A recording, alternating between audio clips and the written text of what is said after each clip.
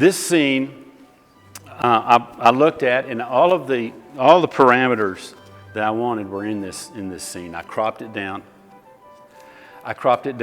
And got the center of interest and the third thirds, and it's got good high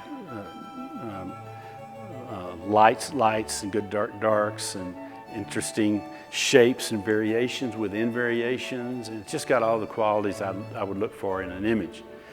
And so now we're going to talk about the actual process of putting paint to canvas. So in terms of putting paint to canvas, there are certain steps I go through, and I go through them the same way in every painting. And I can tell you very quickly what they are, is basically starting with a toned canvas, 50% value. I also start on white canvases too, but then I paint them quickly. I put in my darkest darks first. And then I put in my secondary darks. And then I put in my lightest lights. And then my secondary lights. And I work towards the middle tone.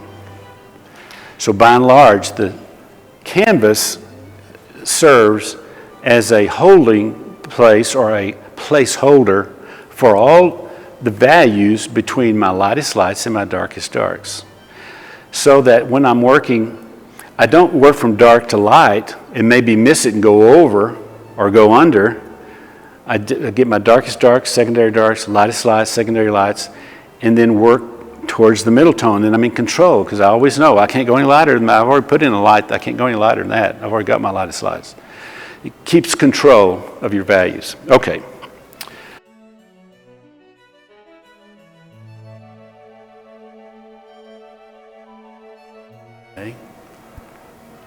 That's my drawing, okay? Now I put in my darkest darks, and I'm going to actually start with a dark blue.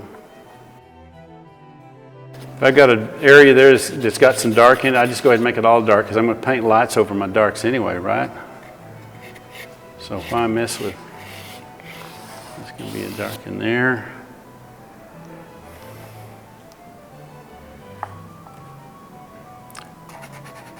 That's still the same dark.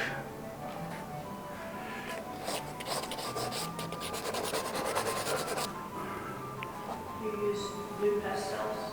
New pastels and Rembrandts for my initial lay-in.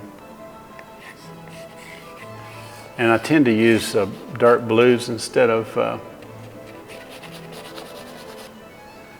black. I can always put black in there. Blacks kind of get away from you if you're not careful. I'd rather have a dark blue.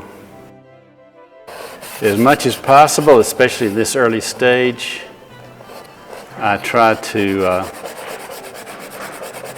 work with the side of my pastel. Strokes I'm not concerned about.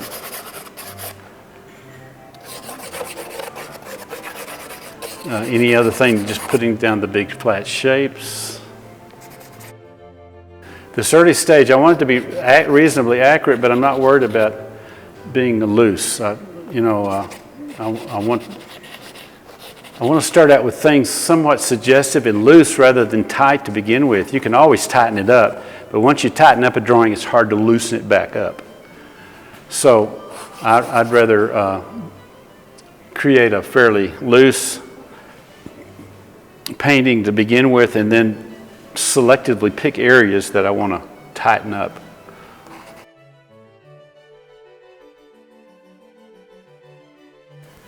Okay, that's my darkest darks and secondary darks.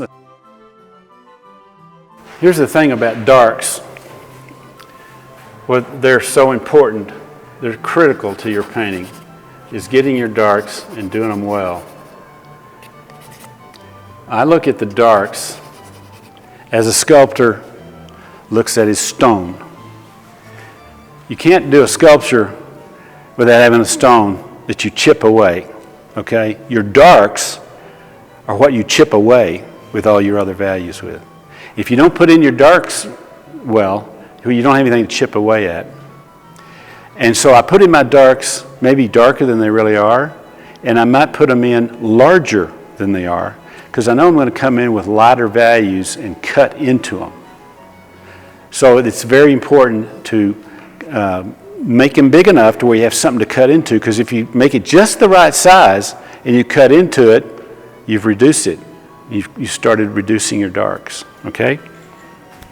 So that's why I put them in pretty big and bold to begin with, because I know I'm building on them. That's my stone. I don't want to get rid of my stone.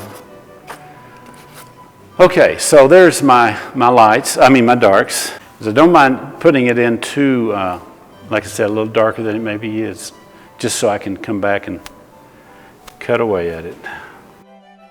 Okay, that's my first stage. That's the beginning of my painting, is the darks and secondary darks.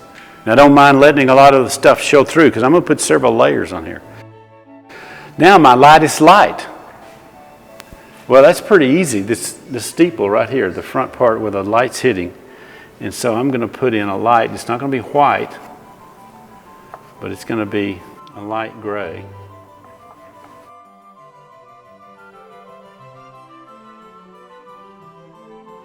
Now look how dark this, see that paper there? It's about the same value as that. That's a middle tone. So I don't have to paint that. It's already right. I can save it till later, if at all. Sometimes I'll leave it. If it works, I'll leave it, if it's just right. Okay, so that's my lightest light. Now what are my secondary lights? Secondary light may be on the red roof where it's very, very burned out.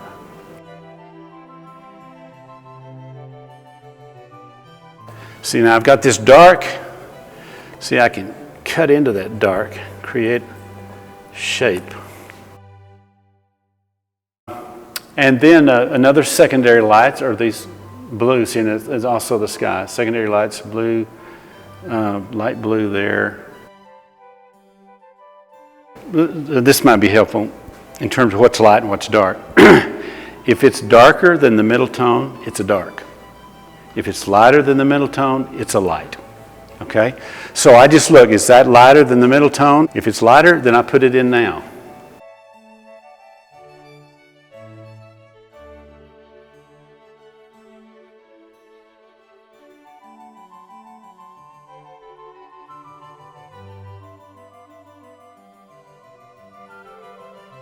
The color of the darks, not so important what hue the dark is, whether it's what's important is it dark.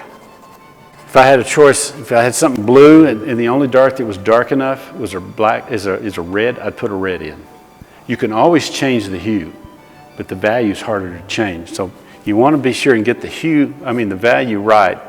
Worry about the hues later. I work with hard pastels in the initial stages because they don't fill up the tooth quite as much. Same way with my oils. I work with thin washes to begin with before I start putting in heavier applications.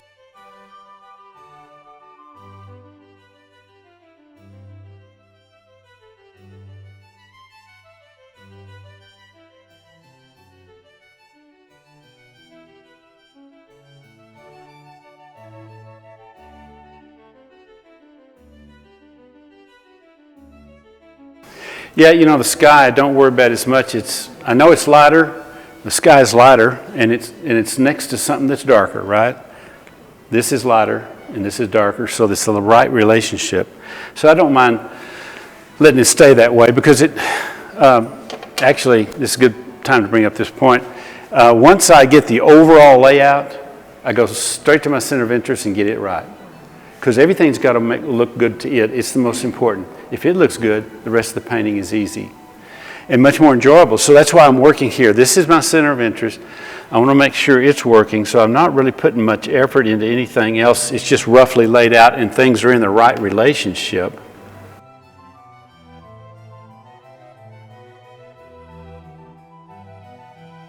And I can always fix it. And you'd be surprised, after you get your center of interest finished, how many things that you've left to be done later are okay, and you don't have to do them. And as I progress, and I'm sure of something being what I want it to be, I press harder, but I kind of save. I want to save the tooth in the paper for later layers, so I don't try to fill it up with a heavy application of pastel too quickly. And chances are it'll be right anyway. I'm a big believer in putting it on bold and then pulling it back if I need to, rather than being timid. There's a great quote, and I don't know who said it. One of these days I'll find out.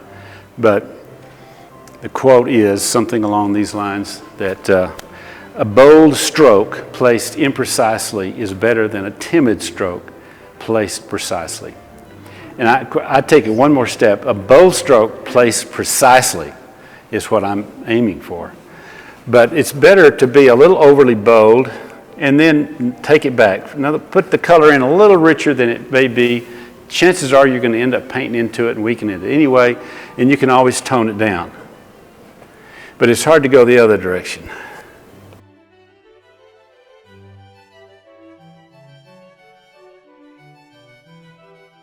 At this stage, I'm much more influenced by what I think looks good rather than trying to match exactly what.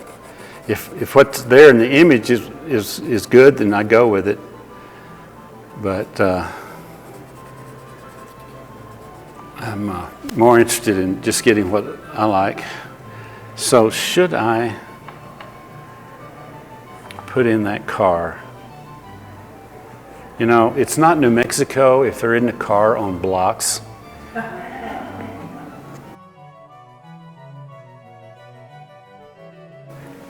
Okay, now here's a good example. See, that roof is a little darker than my picture. And as a rule, I'd rather have, when I'm putting my lights, I don't mind if they're a little darker than they will be, because I can always lighten them up. It's harder to darken down. So I'd rather put it in a step lighter than that blue really is, and then I can come back and punch up that light. So I can definitely lighten that light up.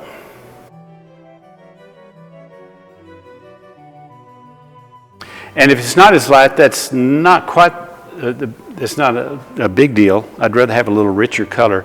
And besides, in photography, when you take a picture, your lights tend to go lighter. Remember the compression of your values? Darks, you lose the detail and it goes darker. The lights tend to go a little lighter. So if you go a little darker than the lights in the photo, you're probably right on.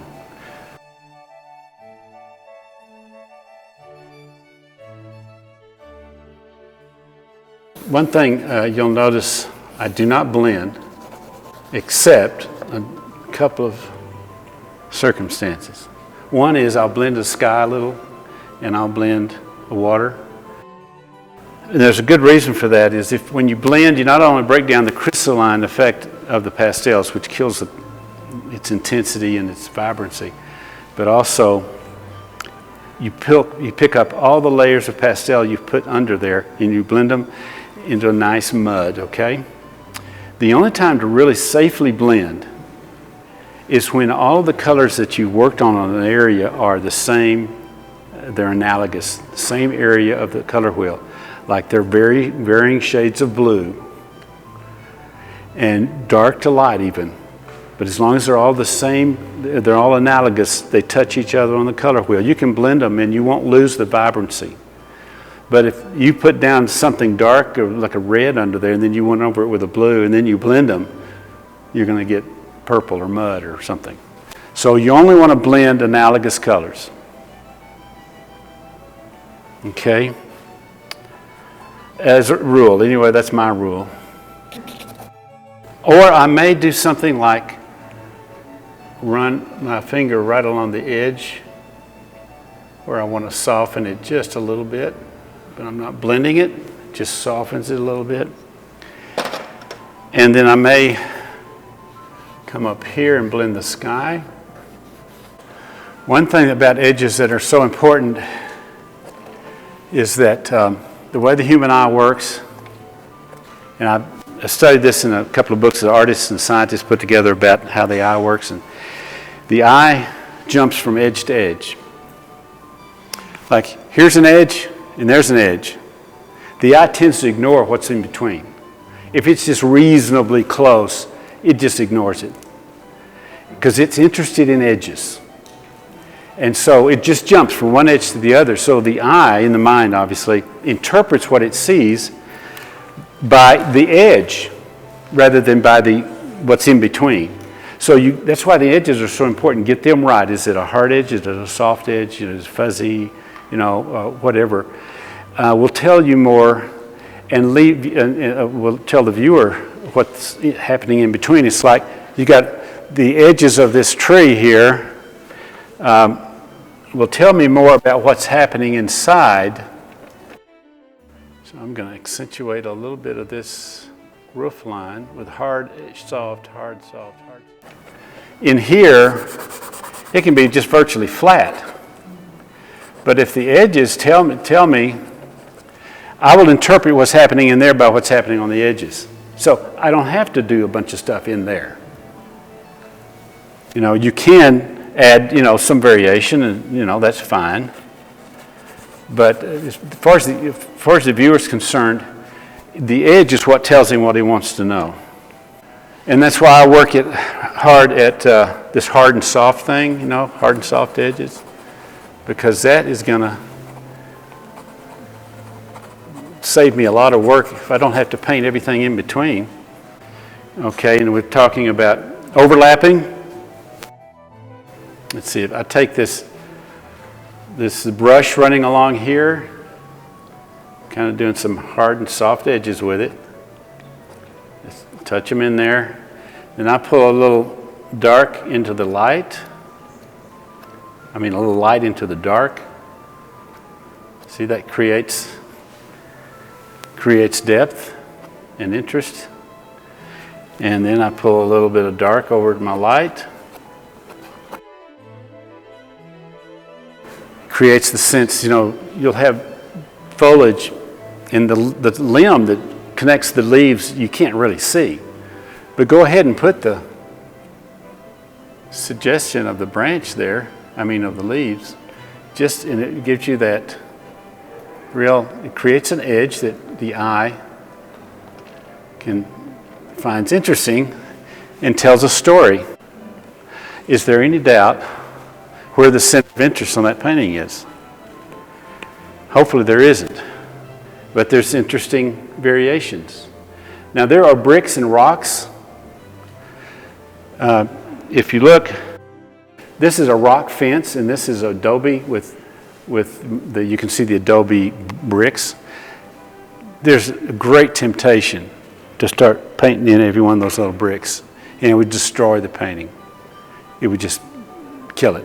So I just put a big area, a shape of the right value with a few highlights on the edges. There's no sense, it's not important if you know those are rocks or not. This is not going to be used in a court of law to prove, that they were rocks.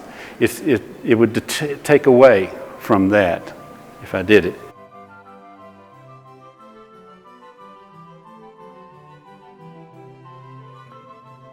Save your fine details and sparkles for around the center of interest to help draw the interest where you really want the eye to go.